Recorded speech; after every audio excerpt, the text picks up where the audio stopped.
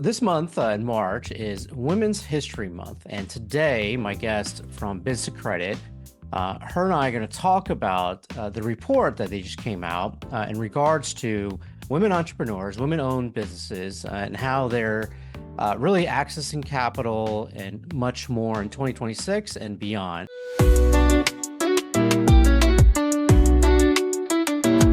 So she is Debbie Kemp. Debbie, thank you so much for joining me today. Great to be here.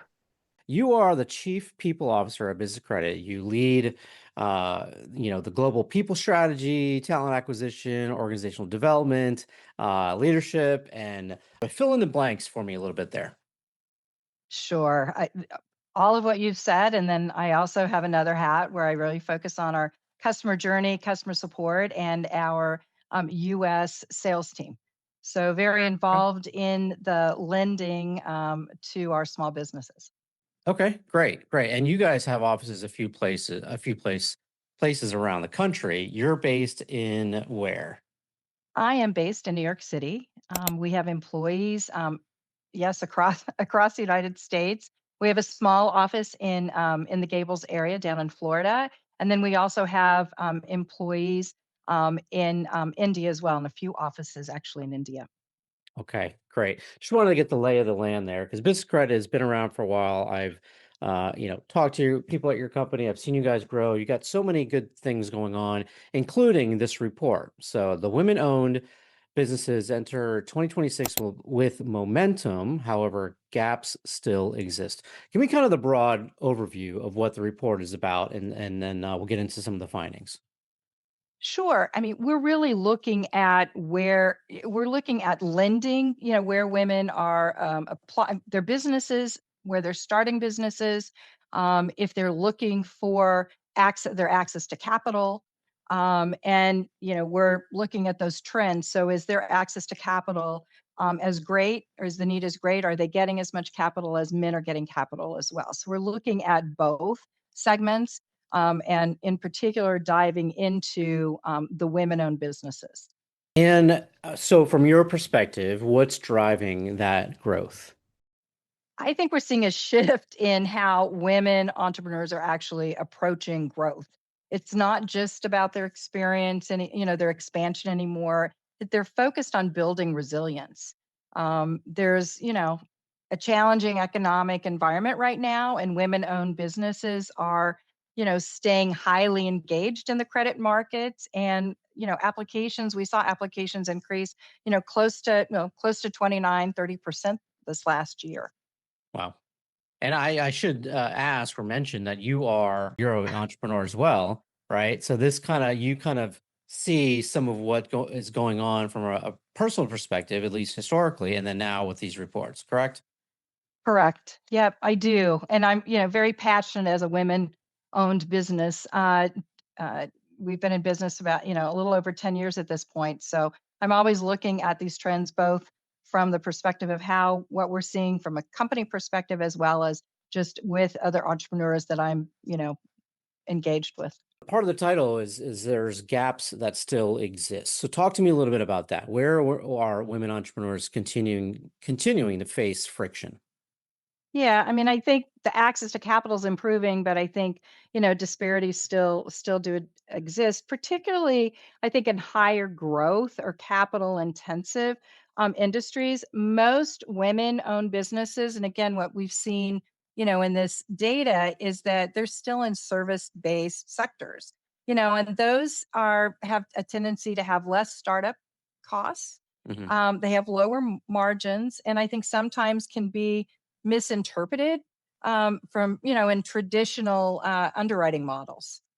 Okay. I think there's maybe just to add to that, I Yeah. think there's also a persistent issue in how borrowing is perceived. Borrowing sometimes along with maybe declining profits becomes a red flag, and we understand that, but it also can reflect proactive financial management. Um, and lenders sometimes kind of over index on profitability versus recognizing the adaptability and the operational needs of the business. So I think that's, kind of, it's what we're seeing. adapting, I mean, this day and age, right? So there's, kind of the tech aspects of applying, for lending, for capital. Are you seeing any kind of, I don't know, opportunities, I guess, for this to kind of improve, right? To overcome some of these obstacles or friction, from the tech perspective.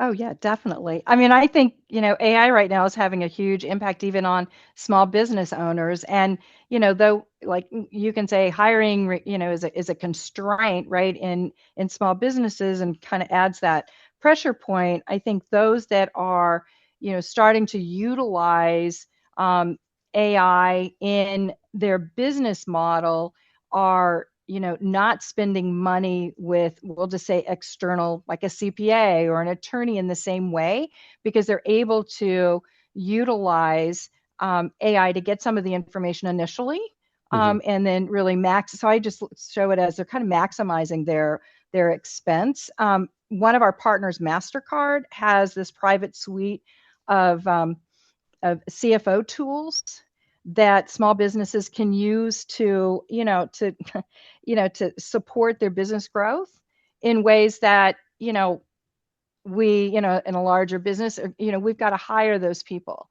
But they're able to use these tools and move forward. There's definitely other um, industries, I'll say even on the marketing front, where you can start to use different marketing AI tools within marketing, without having to hire somebody to do that work for you. And I Okay. think it just enables small businesses to really scale in a way that they haven't been able to scale before. And what else do you want to say as far as key takeaways from the report? And then we're going to get into some hiring, topics.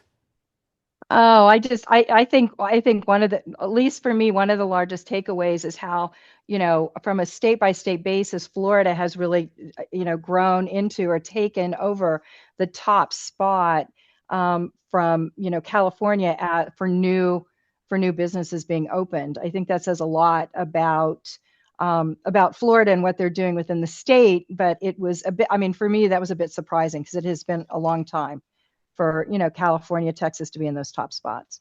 Yeah, I feel like there's been a lot of different kind of laws or regulation or pro-business, things happening here in Florida. So, I mean, that's good. It's good for, I mean, really everyone that can, open a business or wants to open a business here. Okay, so let's get into some hiring constraints. Small businesses, they want to grow. Are there constraints, and what are those, and how are they affecting, small businesses right now? I think there are constraints. I think that there's probably a couple of different points to hit here. I think that talent is tight. I think it's Mhm. tough, to find talent, particularly in this, again, in the small business arena. It's hard to find talent who is staying, I'll say sticking with a business. Good I also quality think talent. that, Yeah. yeah, it is. And it really doesn't matter where you are, across the United States, which is what we're focused on. Hmm. It's hard to one, hire, and two, to retain good talent. Okay. I think that one of the things that we're seeing with some of these women-owned businesses is that they are hiring kind of their initial hires are more multidisciplined, I'll say. They have skills that can enable them to grow their business. And then that next hire or the two hires later, they're able to fill in gaps, if there are any, or kind of, enable that first or second hire to take on a more detailed, kind of focused role.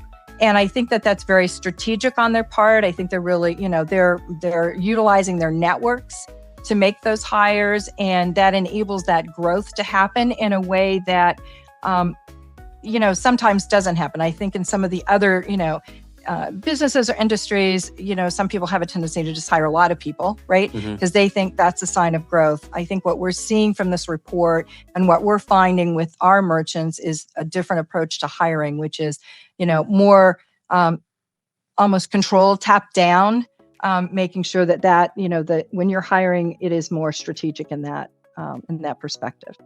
Okay. And now is that are you seeing for women-led businesses the different approaches in hiring and team building? Yeah, I think that they're definitely hiring more multidisciplined team that can wear many hats. Hmm. I think the other thing they're doing is making sure the roles are defined and they've got very more clarity about what they're looking for from these individuals. I think the other thing they're doing is women are a little less dependent on having that role right where they are. They may be, it's less region specific as well. Okay. So a little more flexibility in that hiring.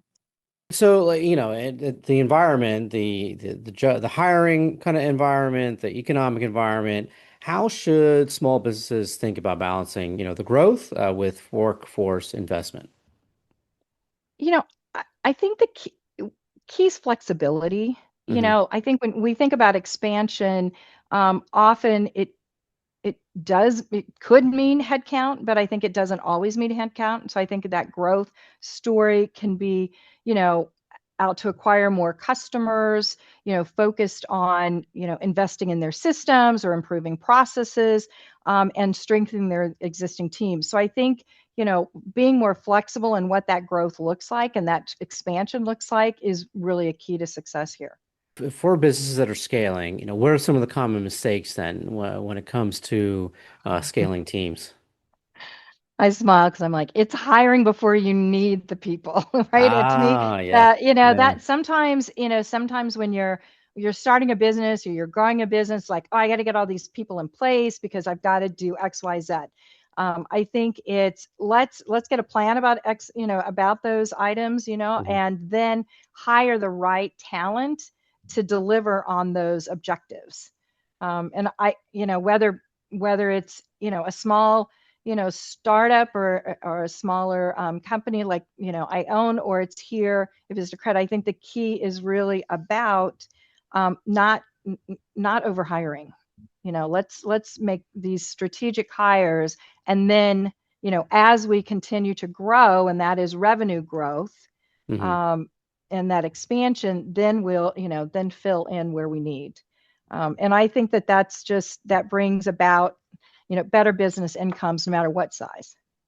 Okay. And you think it's kind of a good strategy to almost consistently be interviewing, folks, even if as you said, you don't necessarily need that person right now, but maybe get them kind of into the database of possible candidates, for potential, future hires? I do. I think Yeah. I'm always interviewing. Yeah. Whether it's a networking event, right? Or it's, true interviewing. We're thinking about, a certain role, um, or I even think, in the small business, it's like, okay, if we do X from a growth perspective, I'm going to go look for, and have an eye to the ground, ear to the ground, sorry, Yeah. and start having those conversations. In regards to actually almost like changing topics in a sense, from the leadership perspective, what role does that play, in the long-term success? I think leadership infrastructure is critical.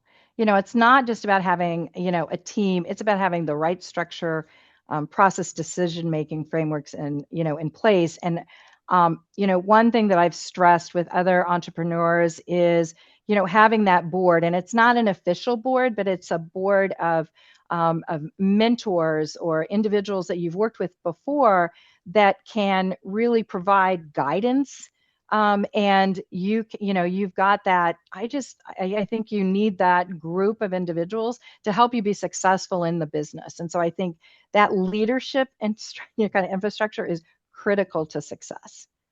It's hard to do it on your own, and you never feel alone when you have, I call it, that board together, because that foundation allows a business to grow more effectively, particularly in times like this, because someone has seen something like this before, right? And Right. if you have those individuals to run those situations by, they're going to help you, and I think that provides and prioritizes resilience, as much as expansion.